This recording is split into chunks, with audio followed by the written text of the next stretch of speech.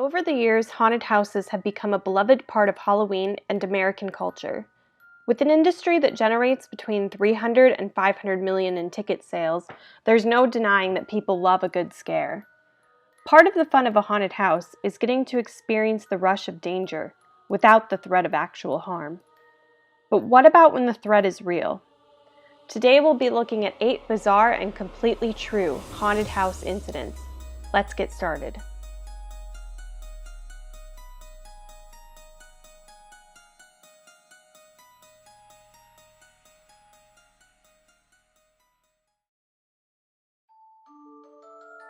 In 2018, James Yoakum, Tanya Greenfield, and a couple other friends attended Nashville Nightmare, a Halloween event that features multiple haunted houses and escape rooms. The night had been all fun and games until the group was approached by a costumed man holding a knife. The man gave the knife to Greenfield and told her to stab Yoakum. Believing the knife to be fake, she agreed to play along. It was only after she plunged the knife into her friend and saw the blood running down that she realized it had been a real weapon and not a prop. Yoakum blacked out and was taken to the hospital and stitched up. Ultimately, he was fine. In an official statement from Nashville Nightmare, an employee had been deemed a suspect and placed on leave. However, the suspect's identity remains unknown to the public. If there's one thing you can take away from this story, it's that you never really know who's hiding in plain sight. If you thought being scared to death was just an expression, or perhaps a movie plot point, you'd be wrong. In 2014, Christian Faith Benge was attending the Land of Illusion Haunted Scream Park in Middletown, Ohio, when she suddenly collapsed inside one of the haunted houses. Her mother tried to perform CPR, but it was too late. Benge had only one lung and a pre-existing heart condition. She was only 16 years old at the time of her death. A similar incident occurred when a 50-year-old man had a heart attack inside the 13 stories haunted house in Coweta County, Georgia. So when it says these haunted houses aren't for the faint of heart, perhaps that should be interpreted literally. In 1984, a fire broke out inside the haunted castle at Six Flags Great Adventure in Jackson Township, New Jersey. The haunted castle was made up of interconnected trailers decked out in highly flammable materials. The attraction also failed to measure up to safety standards, lacking fire alarms and sprinkler systems. When the fire broke out, there were 29 people inside, 4 employees and 25 guests. Most managed to make it to safety. Unfortunately, 9 teens were trapped inside. They became disoriented by the smoke. Some tried to crawl on the ground to the exit, but were trampled by others attempting to flee. One girl managed to make it most of the way and was picked up and carried out by a park employee. The other 8 were not as lucky. The fire was contained within an hour, but by the time the firefighters were able to get inside, the teens were already dead. Their bodies had been burnt so badly that they were indistinguishable from the props. In the aftermath, there were multiple lawsuits and investigations, with everyone eager to blame someone else. Amidst all this chaos, one 13-year-old boy came forward to say he had witnessed the fire being started. The boy testified that he had made the acquaintance of another boy, a year older than him, while waiting in line. This 14-year-old boy agreed to help him through the attraction. The boy used his lighter to guide their way. While they were inside, the boy bumped into a foam wall, accidentally setting it on fire. When the pair saw how fast the fire was spreading, they fled. The other boy's identity was never revealed, or even if such a boy ever existed.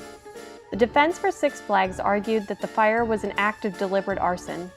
While we may never know all of the details, some good came of the tragedy, as it inspired new safety protocol for dark rides and haunted houses.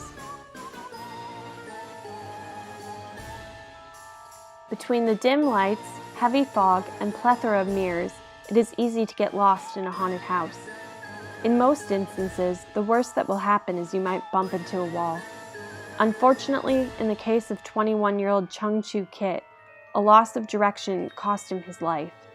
The tragedy occurred in 2017 when he was going through the buried alive haunted house at Hong Kong's Ocean Park. The attraction offers guests the chance to undergo a burial and come face to face with ghosts and monsters. It's a 2-story haunted house that begins with a mechanical coffin slide.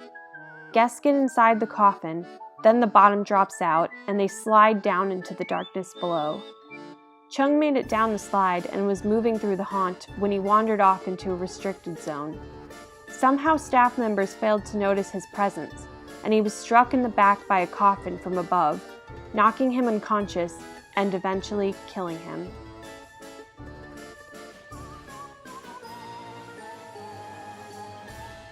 Unsurprisingly, many hanging pranks often go terribly wrong. After all, it only takes a slip of the noose or a faulty harness for a Halloween prank to become a Halloween nightmare. Jessica Rue was working as a scare actor at an event near St. Louis in 2011 when she accidentally hanged herself. The teen cannot remember the incident, but authorities believe she slipped on fake blood. She struggled while guests walked on by, assuming it was part of the show. Finally, another actor took notice and cut her down. The incident left her in a coma for 3 days, and she still suffers from neurological damage, blackouts, and changes in mood. Jessica's ordeal may have been harrowing, but she's still around to tell the tale. Others, like 17-year-old Brian Jewell, were not as fortunate. In 1990, Jewell was working at a haunted hayride in Lakewood, New Jersey. His part was to play a man being hung from the gallows. It was a trick he had successfully performed before, but on this night, something went wrong. It's a bit hard to say what happened for sure. For the stunt, Jewell was supposed to place the noose around his neck and step off the gallows platform to give the appearance that he was hanging. The noose was not supposed to tighten, and his feet remained on the ground the entire time. And yet, when the hayride pulled up to where he was positioned, the driver noticed something was off. He got off to check on Jewell, and sure enough, he was hanging there dead, with both of his feet still planted firmly on the ground. One enthusiastic zombie died in 2014 when he was run over by a bus. 18-year-old Jeremy McSpadden was part of the Zombie Slayer paintball bus attraction at Idaho's Incredible Corn Maze. The event involves guests firing paintballs at hungry zombies from the safety of the bus. McSpadden ran towards the bus as usual, but on that particular night he tripped and was run over by the bus's rear tires. The bus was rolling along at a speed in the single digits, but still, the damage was done and the force of the bus killed him instantly. Initially, no one was aware that a death had taken place.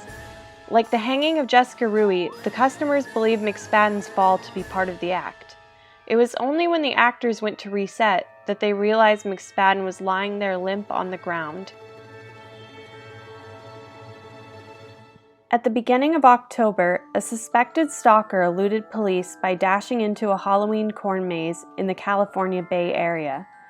They were searching for Ryan Kenneth Watt at a homeless encampment when the suspect bolted across the highway and into the nearby corn maze that was being prepped for opening. The maze covers 4 acres of land with 10-foot-high corn stalks. It takes visitors roughly 45 minutes to make it through the maze. The ensuing hunt for Watt took 2 hours and required the assistance of a small plane. Finally, an officer located him hiding within a chicken coop on the maze's perimeter. He was arrested without incident. In Chunky, Mississippi, a mother and her 2 children were killed while riding a hayride in 2016. Christina Shaver and her kids Brooke and Bailey were enjoying their Halloween night hayride when a pickup shot out of the darkness and rear-ended the trailer. The rest of the passengers survived, but all sustained injuries in the accident. Another hayride death occurred 1 year later in Mechanic Falls, Maine. 17-year-old Cassidy Charette died when the hayride she was on lost control while going down a hill. A mechanical error prevented the Jeep pulling the trailer from stopping and sent its passengers flying off and into the surrounding trees. Both the mechanic and the driver were indicted. I hope you enjoyed this look at 8 crazy haunted house incidents. May your Halloween bring you thrills and chills. Just remember to be careful, for danger may be lurking closer than you think.